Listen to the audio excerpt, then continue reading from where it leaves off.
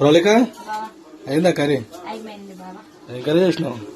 Curry వచ్చేసి Sunday special chicken తిని bore వస్తుందని అంటావు కదా, ఎగ్ ఎందుకు కలుపుతావు, ఊకే అంత రచ్చ చేస్తావు, ఎగ్ లాగా ఉంచవచ్చు కదా అని, అందుకే ఎగ్కి ఎగ్ అయితే ఉంచిన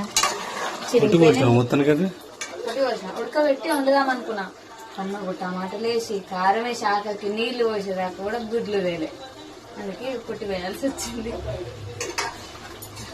చాలా తొందరగా తెచ్చిందా? నీతో చాలా తొందరగా తెచ్చినావు కానీ పుట్టి వేసి ఉడకబెట్టుకొని తిందామంటే ఎట్లయితే మొత్తగా తింటావు కదా.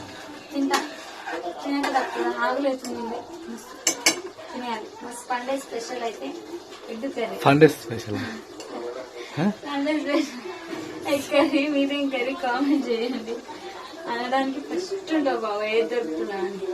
ఏమో ఫండే ఏందో సండే ఫండే అయిపోయిందా అని. సరే అందరూ ఎక్కిరిస్తారు బాబా.